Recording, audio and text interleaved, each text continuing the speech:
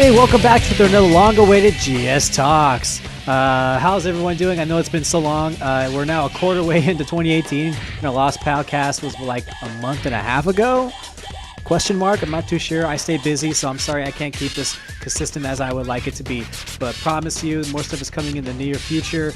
Today we have Scott and Sam joining us. We talk about post-production of Doctor Who. We talk about some movies we're looking forward to in 2018. Some of that being A Quiet Place and Avengers and some other stuff I can't remember off the top of my head. We also talk about Keeping It Current, where they talk about books they're into, movies, TV shows, and all that stuff, and as well as top 5 shenanigans. So stick around as the podcast starts. Here we go.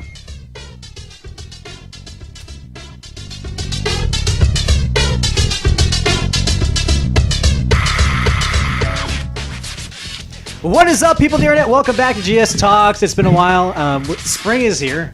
Finally. Well, it snowed yesterday. Well, so. I know, but I mean, technically the season of spring is here. Yeah, I don't think it's ever snowed in March ever before, has it? Oh yeah. We had snow in April, like, what, 5 years ago? It was something like that. That was during Snowpocalypse. Yeah. No. Anyways, I'm sorry. Introductions. This is Scott and Sam. They're back for another episode of GS Talks. I begged them, and they're here. And now we're going to drink whatever we have to drink. Water. It's good for you. You're not drinking water. Anyways, so let's do our quick plugs. Meteor Fist Films is doing well. How's the post-productions of Doctor Who going? Business is booming, and we're working on the special effects now. The rough edits of all the episodes are done, except for some reshoots we have to do. People always take that as a sign of a bad thing, but believe me, reshoots are not bad. No, it happens actually a lot more than you think. Yeah, they just don't usually publicize it. Right. Sam, last time we talked to you was before Comic-Con happened, and I think another con that you went to. I forget the name of it. SakuraCon is actually this coming weekend. Okay. Yeah, it's Thursday. There you go. And I want to know how your cosplays went. Well, so I did Battle Ready Daisy, and that turned out phenomenal. I have some pictures coming, and I'm super excited about it. I ended up challenging myself, and I built some pretty cool stuff, and then I have an armor build that I'm finishing up for this year. That'll take about probably 3 days to finish. So we'll see. Awesome. Did anything exciting happen at Comic-Con this year for you? For me personally, it was just a lot of fun. We got to go. Oh, I got to meet my favorite author in the entire world, my childhood hero, Tamara Pierce, and she was at Comic-Con, and I got to meet her, and she signed like a sword for me, which was super cool. Awesome. And your Instagram, I'm going to plug it, is Kick Him Cosplay. Did I say it right this time? Okay, good. So go be sure to check that out if you want some awesome content of your cosplay and stuff. Scott's thoughts. Yes, what about my Scott's thoughts? How is your Scott's thoughts? Scott's thoughts is going pretty good. My TV show reviews are off the chain. So they are quite thanks. They're doing quite well. I have 2 reviews coming up tonight, one of the X-Files finale and then one of Pacific Rim Uprising. No spoilers, but give us one word review right now. Vomit. You're such a hater. He is. Oh, okay, watch the movie and I dare you. You know what? There's someone in the chat. Oh, no, she left the chat. Okay, never mind. Because that movie sucked. Movie sucked hard. Anyways. And I love giant monsters. Do you? Yes, you do. More so than most things. We can reference this. I don't know if you want to publicly announce it yet. I don't know if you have about your secret project show that you want to start. Which one? Your podcast. Oh, yes, I am going to start a podcast as well. Your rival podcast, huh? Rival podcast, although you're going to be on it. I'm going to be on it, so. Do you want to give the name? Yes, it is going to be titled The Scott Spot. Because it's my spot. Sounds like something in Blue's Clues. It does. Hey, guys, we're going to go think in Scott's spot. Blue's Clues themed podcast. How'd you know? Oh, that's awesome. And I'm going to be featuring local guests, though. I'm going to have some. I'm going to go from either the entertainment medium. I already have some guests lined up. I also am going to have some of the local politicians. I want them to sort of talk about their life and what they're doing. Not necessarily a partisan issue of it. Just update the people, because you don't ever hear that a lot. You hear sometimes them post on Twitter what they're doing, but I want to get down into their brains. Get into the gritty of it. I'm literally covering every topic imaginable. I don't want to box myself into one category. So I'm going to have some entertainment guests as well. I don't want to say who, but I'm excited. Awesome. I'm lining things up. I actually just got the theme song today. Ooh. Big things are happening. Scott's thoughts. Scott's thoughts. That was weird. That was Blue's Clues themed. I know, Yeah. but it was still weird. It doesn't make it less weird. That's cool. I'm excited for you. I'm excited to be on the show. And I'm going to put on the screen right now the logo. Bam! Also, one more thing. We are doing a show on my YouTube on Scott's Thoughts. Apparently, I'm just the Scott branding master. But on Scott's Thoughts, we're going to do a series called The Retail Zone. I'm excited for that one. Which is going to be done in the style of the Twilight Zone, but kind of horror stories from working in retail. Oh my and gosh, yes. Dramatic reenactments. And I sent you the opening segment. It's It's awesome. spectacular. Spectacular. All right, moving on from that. Hope everything goes well with that, Scott, in the future, whenever it happens. So let's go back to Doctor Who real quick and touch on the post-production. You said special effects are in the works. Yes. And Which is really difficult. I imagine. Special effects are always a pain to do. Now, I don't want to tempt you for a release date or anything like that because I'm not brave enough to give it a but release give us date. a general region. I wouldn't mind this summer. Summer? Yeah, Summertime? keep it around the time of the actual Doctor Who BBC release. Kind of, so that way, while everyone's in the spirit of it, while it's all going on, just kind of release it at the same time in tandem with the new Doctor and all that, and our new Doctor, and just kind of see what happens. Rock on. How's it looking? Spectacular. I Spectacular. mean, it's looking awesome. How many episodes are there? 9, 10? No, I think there's like 5, I think there's like six episodes, 6 or 7. There was more than that.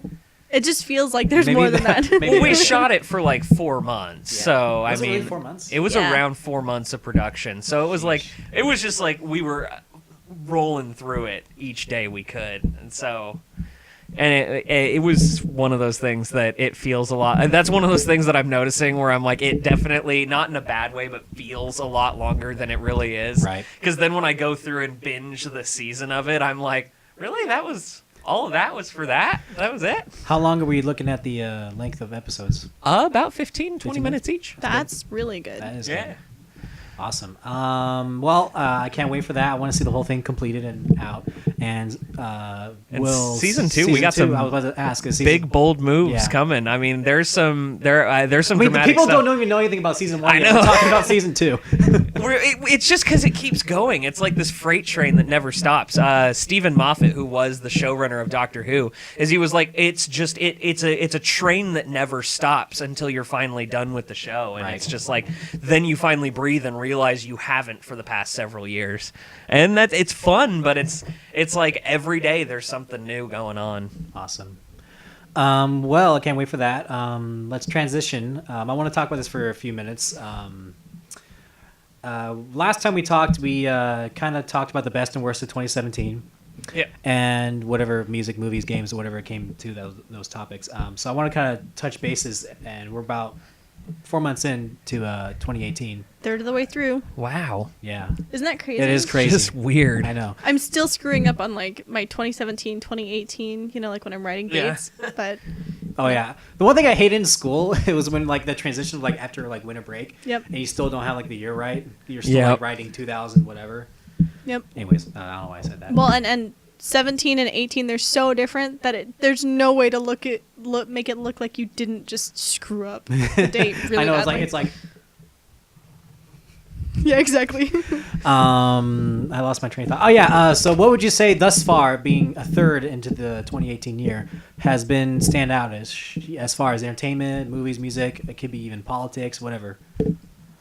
Well, I know that there's a topic we're going to talk about Yes, later. we'll that's keep been that that's been a for- standout. But I will yes. say that the rise of the psychologist Jordan Peterson Yeah. has been glorious. I think that this year so far for movies has been really bad. But you say that every year at the beginning. Yeah, but I don't think this year this has particularly Yeah, stood anyways. out. Yeah, I mean it's looking great for the rest of the year. Yeah. I'm hoping A Quiet Place starts to pick it up, but this year for movies has been pretty bad. Games, though, has been spectacular. I feel like in a lot of ways we either have a really great year for music, or we have a really great year for movies, or we have a really great year for games. We don't have it. The thing is, you can't really judge it a 30-year in because Yeah. like January and all the way till like springtime is not really a good Everyone's time to release. recording. Well, we're definitely games. saying, like, so far, anyway. So far. Yeah. Well, and Ready Player One is supposed to come out I'm late excited this for that. year. I'm excited for that. I love the book. Wrinkle of Time came out, and that was one of those ones where it's so difficult because I think all of us have so much of our childhood tied up into that. Right. That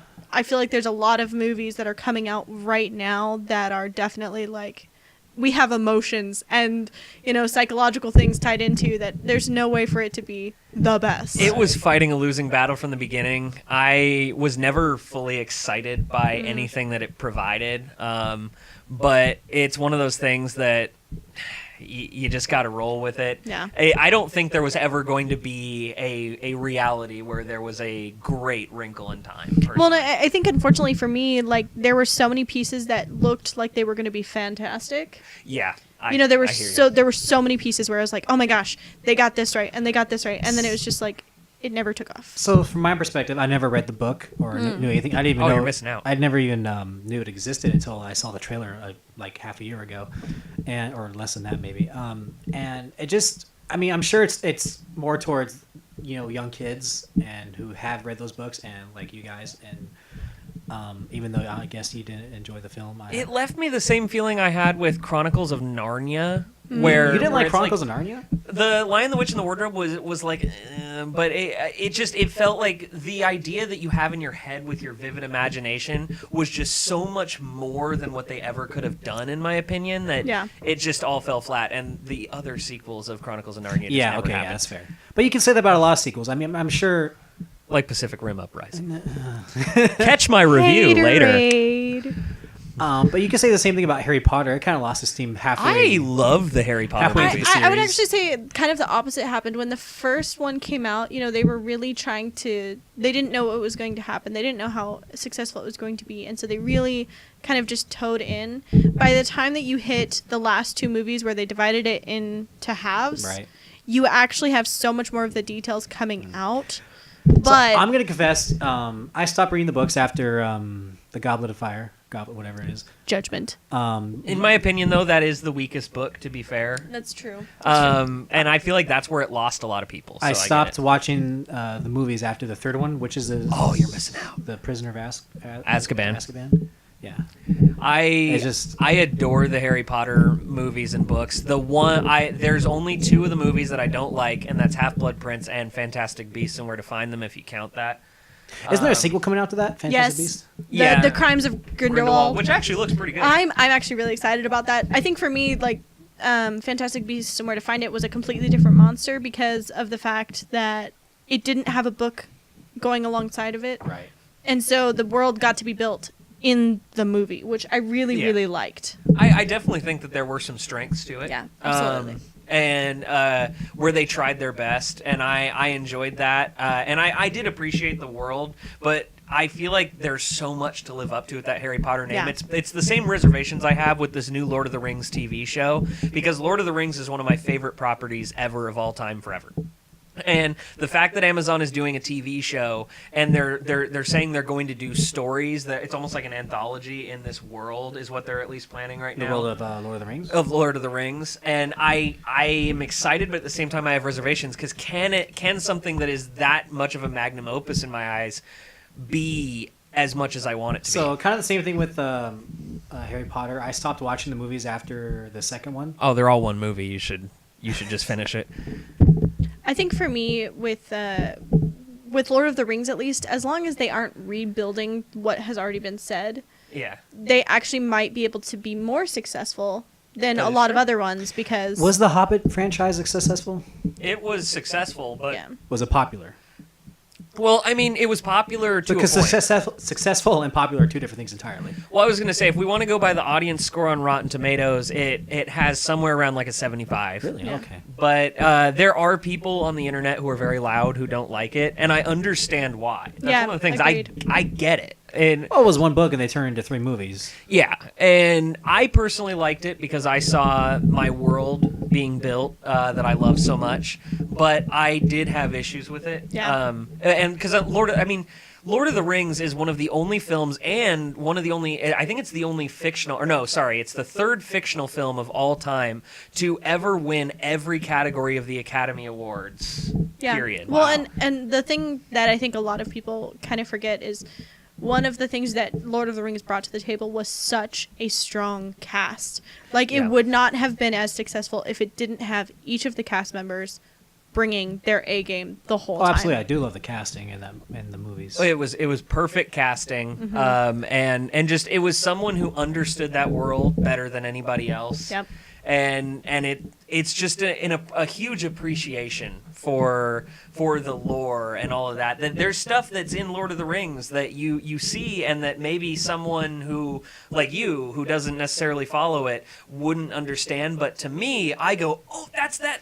Right, And so it's just there's so much Right. to it. I But get to it. you, it's just a little detail. it. Well, I mean, if they were to take the TV show, they could do like the Silmarillion and Yeah. different things from, the stories of different aspects of it. I think it could be successful. I'm interested to see how it goes, Yeah. but definitely have my reservations like you do. The one thing I do want to say is I'm about to get real nerdy here.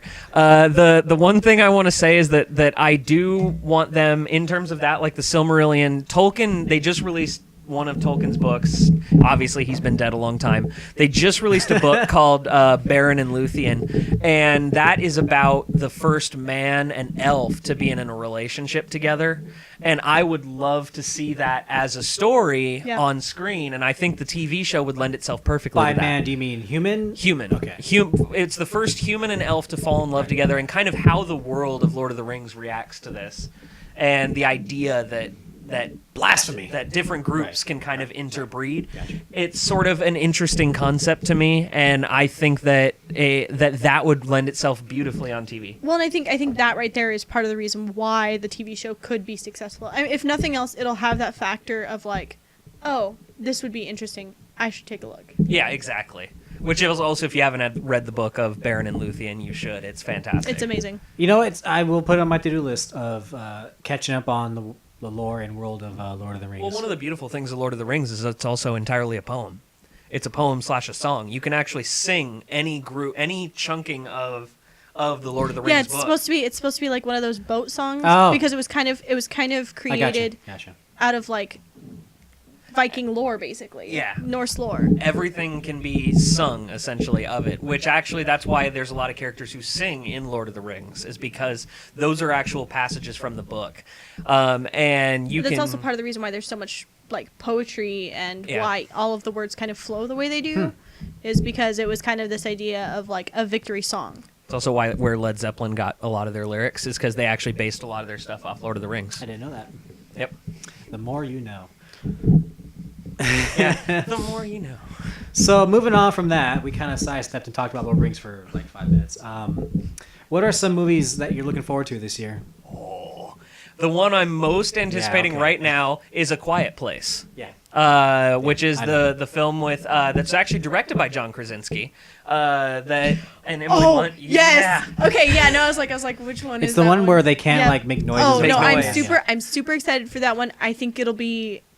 I'm really really hoping I'm gonna go. See You're it. gonna be on edge the whole time you watch that movie. Exactly. Absolutely. But I think it'll have that factor of where it has those bits and pieces that are really surprising and really meant to engage the audience without, to me, I'm excited because I'm hoping it'll be kind of like Hitchcock-esque. That's where, what I'm hoping. Yeah, I'm super excited, but I just love the concept of it, and I love. There's a scene that's in the trailer, so it's not a spoiler, but one of the characters has to give birth, and that's obviously Yeah. a very noisy process. I saw and that trailer. The fact that that's going to be a segment is going to be completely nail biting. I'm guessing that's going to be during the third act, and I am so excited for it. It originally started as a trailer that I was like, I'm intrigued, and now that I've seen more and more of it and everything, I'm completely. It's just such sold. an interesting concept that I didn't, no one really even thought of before. Like, it's just, this is new and it's fresh. It's refreshing.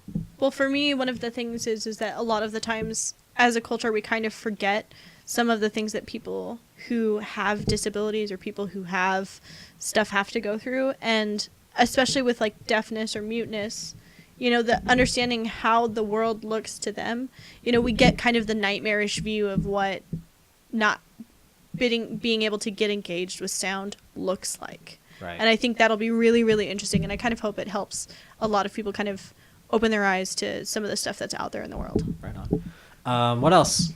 Deadpool 2. Deadpool 2. They actually. I haven't seen the trailer that just got released like yesterday or the day before. I haven't seen it yet. It's on my. I'm gonna watch it. Don't worry. It's so funny. In general, like all of them, they're such good touches. The director does such a good job of understanding the characters so well. And this director, if I'm not mistaken, of Deadpool 2 is actually this is his first movie. Is it really? Yeah. That's awesome. And I'm hoping, and they're actually, speaking of how we talked about reshoots, kind of tying it back in, Deadpool 2 is now undergoing reshoots because they want to add more scenes with Cable because Cable's testing so well. So I'm excited for Deadpool 2. Of course, we have to say it. Let's try and touch on it. Avengers: Infinity War, which I'm hoping is good. I didn't like Age of Ultron. Yeah, okay. And so I'm hoping this brings it back, especially because the directors of it and the writers have said that they weren't all that crazy about Age of Ultron either. So fingers crossed. Fingers crossed. Yeah. I hope it does well. I'm really looking forward to it.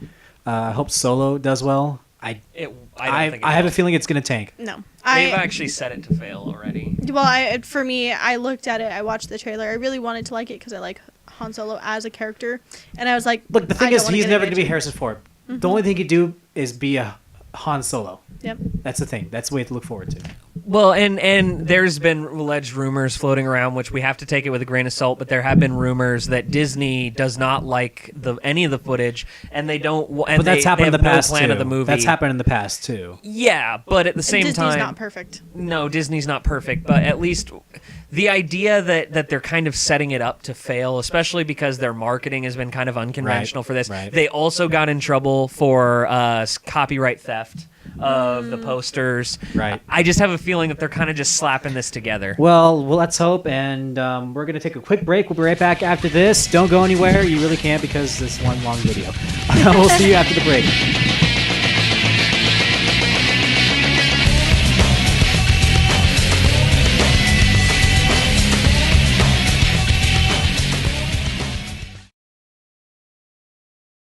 I imagine your dead body lying in my bed,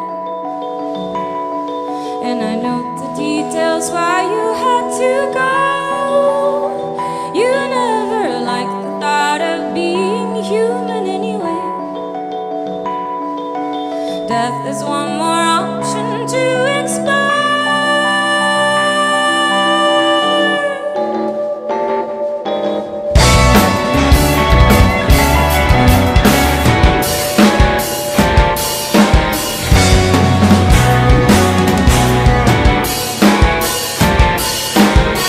Welcome back to GSTalks after that small break. The song to listen to is called Being Human by the band Bent Knee. They're good friends of mine. Jess, how you doing?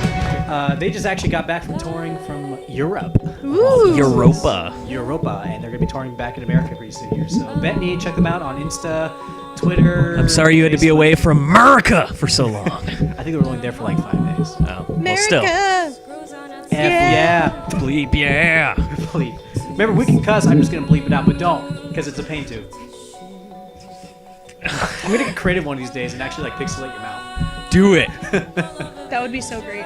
Anyways, welcome back to the show. We were talking about movies that were coming out in the future, and we missed a few, so let's run through them real quick. Incredibles 2. Yep, I'm excited for that. Incredibles Takes place apparently right after the first one, like immediately. It's gonna be all of the parents and all of their kids that grew up with Incredibles. I'm so excited. This was what, 10 plus years? Yeah. Jeez Louise. I remember seeing that in theater. And you're gonna watch the second one. You're gonna watch the first one in preparation of the second one, and Yep. look how much they've advanced in Yeah. animation. Well, animation, but also like just their storytelling ability. Because Incredibles was really early on in I this. kind of wish they would have done a time jump though. Yeah. I was hoping for that too. Yeah. Well, but I'm excited because with not having the time jump, you get to actually see what happens. Yeah, to them. I guess we get to see what happens to the Underminer and all that stuff. Why is that playing? Anyways, what else was coming out? Jurassic World 2, whatever it's called. Yeah. The Fallen World. The Fallen Kingdom. Kingdom. I hope it's good. It looks like a romp. It looks like it's going to be a fun summer blockbuster, Right. and that's what I. They look like they're going for more of a kind of a thriller-esque. Almost like a thrill, a horror thriller vibe Just by at the trailers. times. But trailers can, do anything. Well, sure, and I mean it's going to have some humor and all of that stuff, and I just hope it's good, and because I actually have surprisingly liked Jurassic World, the first one. I enjoyed it. They had a really good balance of characters. They had a really good I just kind of wish they storytelling. kept the same. And I could watch Dallas Howard all day. Absolutely. Chris Pratt, man. Oh, The Pratts. I would marry that man. Right? Yeah. To see where he was like 6 years ago and now, Yep. it's amazing. Yeah, It's just proof that everyone's continuing on their journey. I've been told that I kind of look like Chris Pratt. So I don't see it, unfortunately. Who sorry. said this? I've how had drunk people- were they? You don't I've have had his people at hair. work You be don't like- have his. when I cut my hair, I've had people be like, you kind of look like Chris Pratt. People think I look like Tom Cruise, but I don't take it to heart. you don't look like Tom Exactly. Actually, I But can you- see Chris Cruise before. Wow. Chris Cruise. Chris Cruise. Tom Cruise. Coming soon. No, I could be Chris Pratt. I could be Chris Pratt. All right. I believe you. You do whatever you want. You put your mind to it. Yeah, ladies. What else was Wreck-It Ralph 2. Wreck-It Ralph 2, which I want to see on camera. I don't think it will, hold. True I to don't the think it first will one. either, but I'm excited. I believe in the power of Wreck-It Ralph. And the one I wanted to talk about too was also Sicario 2: Day of the Soldado. I have no idea. So go explain what that is. Did you see the first Sicario? No, Oh, I'm man. not familiar with it at all. It was a crime thriller film that kind of highlights the cartel on the border of the U.S.-Mexico border and kind of how the law Oh, okay. is like blinded there. Yeah. And it's almost like a Wild West thriller in that sense. And I love to see where that world goes because the first film was one of the most tense films I've seen. That's the one that has that Benicio Punisher. del Toro. But it has that Punisher tension in it, right? Because Yes. it's got the undertones of like, is this right or is this wrong? Yes. Okay, I've seen that. And Sicario 2 kind of continues that, where there's some crime going on at the border, and they need to get their hands dirty, so they have to kind of use the government and like how they can kind of blend the law and like make it like blur it a little bit. And I love that intrigue that it proposes. Right on. We also talked a little bit about The Alienist during the break, which is phenomenal. If you haven't seen it, you haven't checked it out, it's definitely worth checking out. It's post-Victorian England, and it's Victorian England, and it's Dakota Fanning. It just does a really good job of kind of talking about crime during that time when they're dealing with what learning about the human body, because up until this point no one knew what was inside the human body, and deals with like kind of the gender stuff and the changing of the times and what technology brings. It's also just very grotesque, but beautifully grotesque. Yeah, exactly. Yeah. And I was telling her that I actually discovered the show. I was in a bar and I was looking up at the TV and I was like, "Oh, that's that show, The Alienist." And I was like, "Turn that up," kind of thing. That whole moment. And I'm trying to watch this. It's a good show. Yeah, they Like, did a really good job. I'm genuinely shocked. We'll go more into TV shows in just a minute, but before we go to that, let's do our segment, Keep It Current. All right, so this segment is all about things that we're currently into. It could be music, games, books, music, whatever have you. So from left to right, let's start. Sam, what are you currently into? Right now, I just got 12 Rules for Life by Jordan Peterson. I'm a huge Jordan Peterson fan. I just like the fact that he's very much like, you have to figure out your own life and you have to be the hero in your own story. And I think that's really important. Music, I haven't really been into anything the last few months. That's fair. That's fair. I really, honestly, my life has just been working out, building costumes, work. And I'm into Beachbody right now, which is one of those on-demand type things. Right. It's actually works out really well for my life. So if you're super busy, I would definitely check out Beachbody. But that's my life. Scooty? Well, that was one of the things I wanted to bring when Chris asked what I wanted to talk about today was Jordan Peterson's 12 Rules for Life, because that book is fantastic. Jordan Peterson as a whole is just an amazing human being. If you With his Kermit voice. Well, he's great. He has Kermit voice.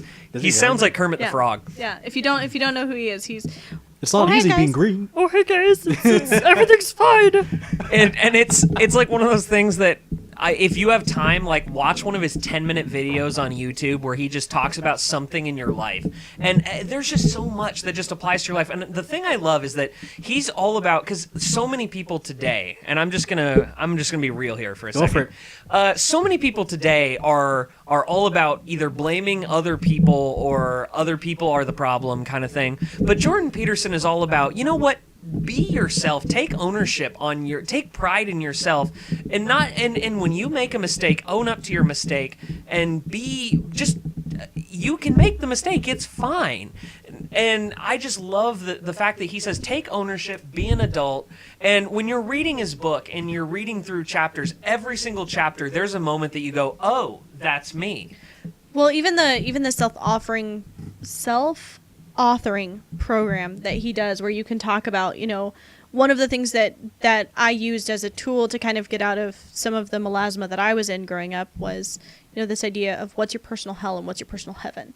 Yeah. And how do you fight for that? That's part of the reason why I'm so goal-oriented, is because, if you took a look at your year and you said, what is the best possible outcome? And you took a look at your year and you said, what's the worst possible outcome? And Jordan Peterson is very good at being able to give you the tools to look at that and look at it effectively. Now, I have never read the book. I haven't heard of it, but I would assume the worst possible outcome would be death. Well, I mean, we're talking in terms of your life to make yourself miserable. Gotcha. I, for instance, was doing all this work with my own personal hell, my own personal heaven, and I actually honestly found myself in the beginning of the year that I was kind of almost in my own personal hell for a little bit, and I was like, you know what? How am I going to fix this? How by the end of the year am I going to? Because that's ultimately Jordan Peterson's philosophy is, if you honestly dedicate 100% of your effort to bettering yourself, by the end of the year, you are going to better yourself no matter what, because people and life acknowledges success. And so, That's deep. Yeah, once people say, you know what, oh, hey, I have all this extra time. The best way he explained it to me is, or not to me personally, but that you feel like he's called talking you up on to the you. phone one day. In a lot of videos, you feel like he's talking to you. Yeah. And he's like, okay, I have this extra time. I'm going to dedicate this extra time. Hey, do you want to do this task? Like, kind of how I'm like, oh, I don't have time to do this portion of, like, editing. Chris, do you want to do this? You do this. I say, wow, you did really good. I'm going to give you more. So it's like, oh, I have this extra time. So somebody always has that extra time they want to give somebody, but sometimes they don't give it to somebody because there's no one's going around trying. Right. Yeah. So just freaking try already, kind of thing. Well, Just do it. Just do it. I think that the other part of it that he talks about is there's kind of this relational aspect of it. Like, as much as you want to give someone else your time, you have to put that out there. Right. When Jay and I kind of went through like some of the stuff to get us to the place where we're fighting for our success, is you kind of have to go through that place of like, am I being vulnerable? Am I being relational? Am I being valuable to someone? And if you're not doing those three things, can you really say that you tried and that you put effort forward into a relationship? And I think that's something that we've all lost as a culture and as a society. But one of my favorite podcasters talks about all the time, it doesn't take 50%, it takes 3%. You just need to make a 3% change to completely change your life. Wow. You just have to be 1% better than yesterday. And if you just do those two things, even if it's just like, hey, I'm going to make my bed in the morning. Hey, I'm going to make, myself a healthy breakfast. Hey, I'm going to choose not to do that thing today. That's 1% better. And that's all you need.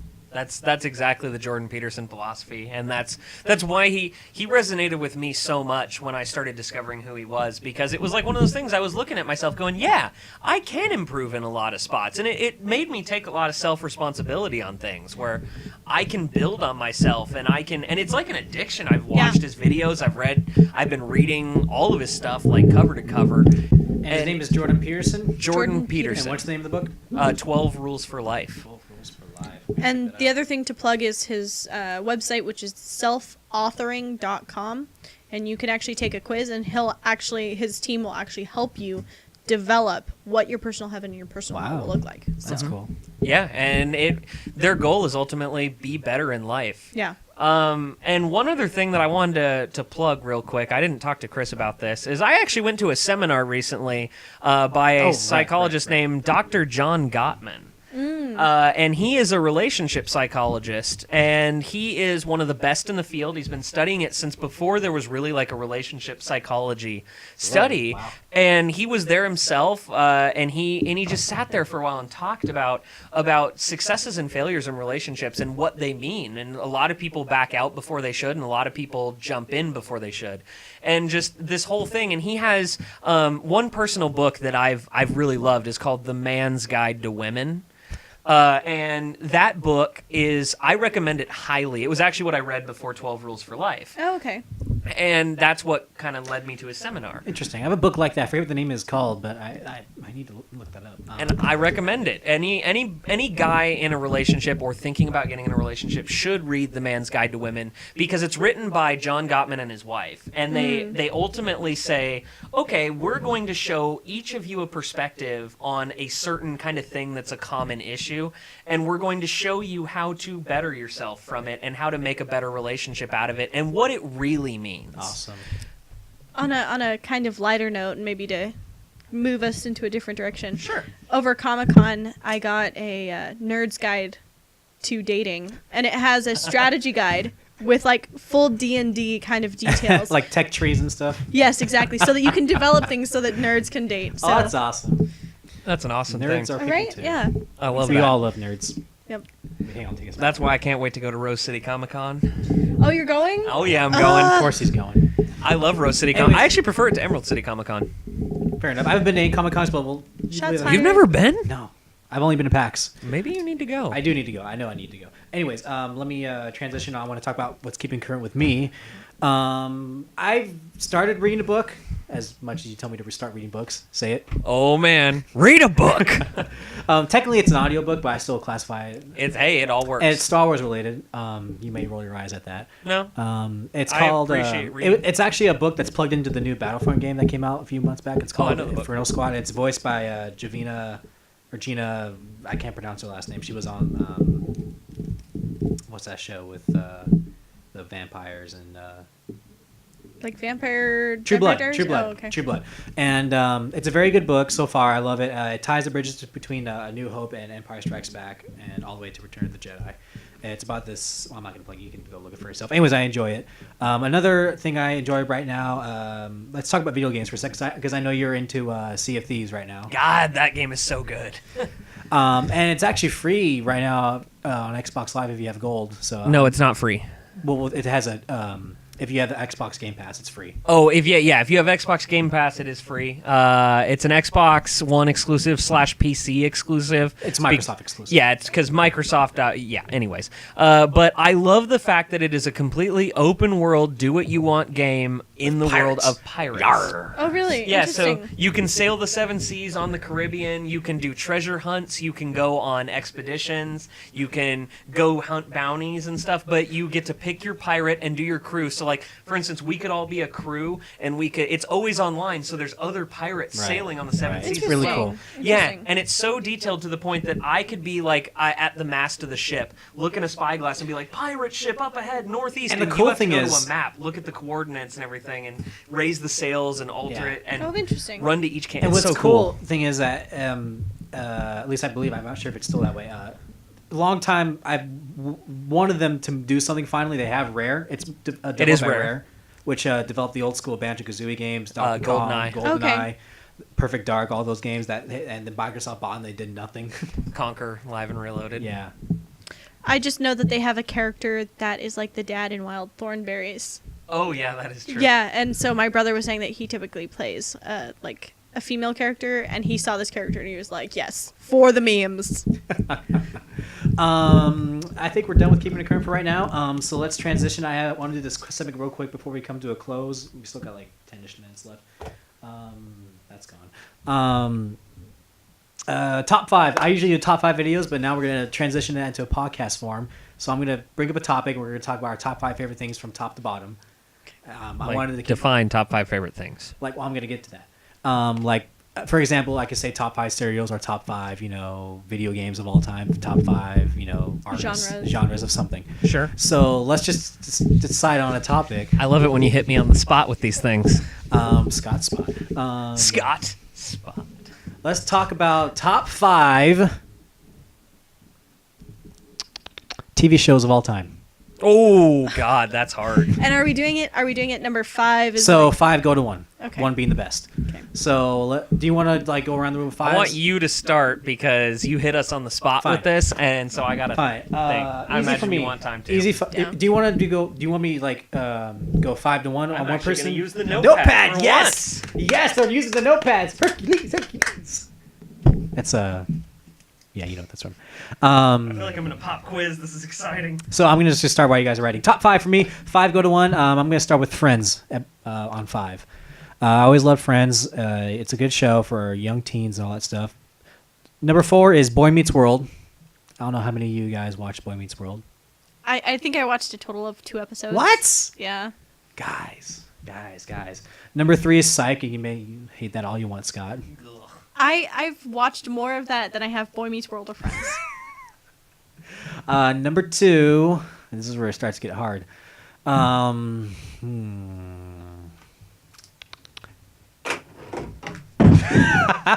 phone just launched. The win! That's on live too. That's fantastic. We can cut that out if you want to. No, I'm good.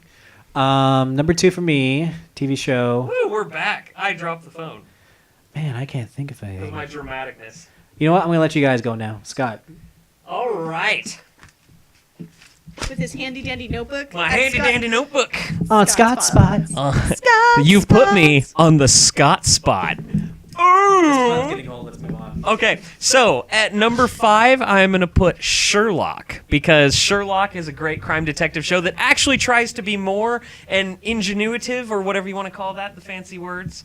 Go quickly. Number 4, Rules of Engagement, because that to me is just such a relatable sitcom. I love the different angles of couples, and David Spade is hilarious.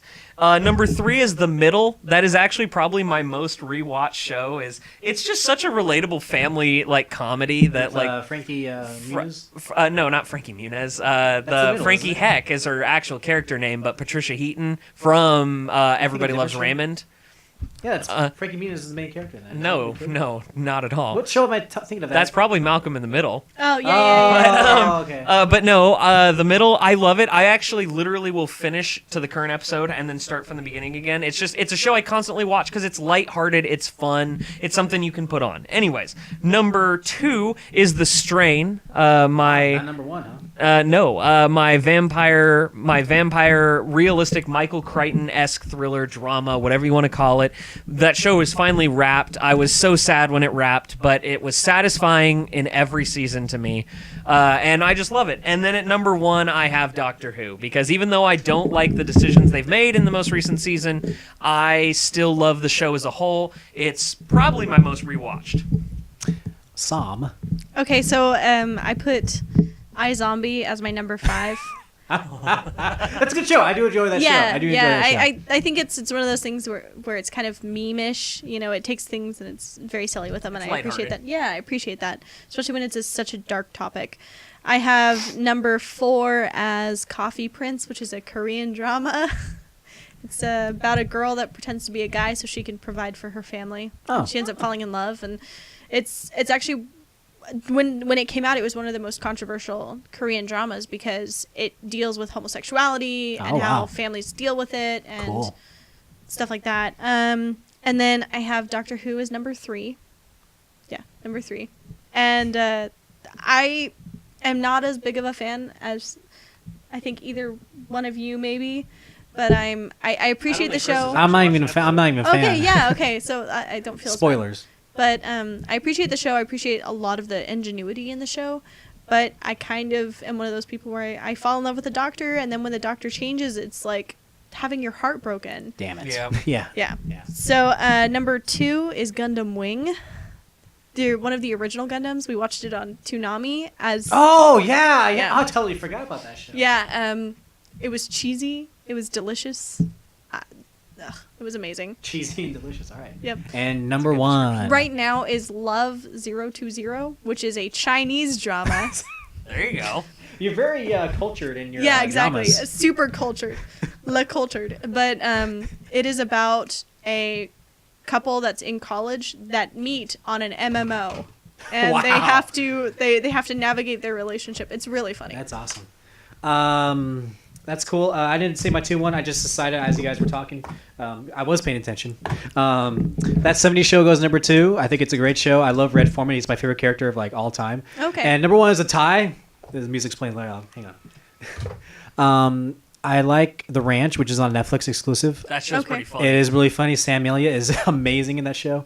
And Dragon Ball Z, Super GT. Yeah. I mean, that's my only anime I ever usually watch. Yeah, right. I've been super into that lately, and I enjoy it a lot. Well, that's all the time we have for this episode of GS Talks. Woo. GS Talks. Once again, Sam and Scott, thank you for joining us.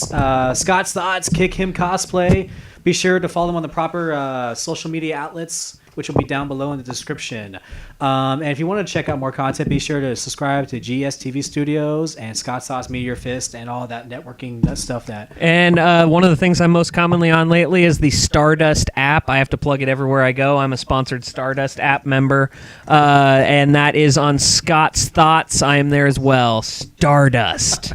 Do you know what Stardust is? It's essentially a 45-second movie and TV show reviews. Oh, interesting. Yeah, so essentially you do like a selfie after you've seen it, and you turn on the video and you give your 45 seconds of thoughts as you just walked out. Okay, interesting. Yeah, and I'm a sponsored member on there. He's quite popular too. Yeah, really? I'm actually Wow, I'm pretty good on there. Yeah. Good job. Yay! Moving up in the world. But yeah, no, it's a fun little app because then it's like, oh, I just walked out of, I don't know, anything. And TV shows as well. I just finished binging another episode. So people can sort of follow your thoughts as you go throughout a whole season. Interesting. That would be really cool to I recommend checking it out. Yeah. He's trying to get me into that. So once again, thank you for joining us, and we'll see you in the next podcast, whenever that will be. So guys, thank you for joining us, and we're going to move on out. See you guys next time. Scott, say your ending thing you do on movies. Guys, gals, and everything in between. Love ya. Later.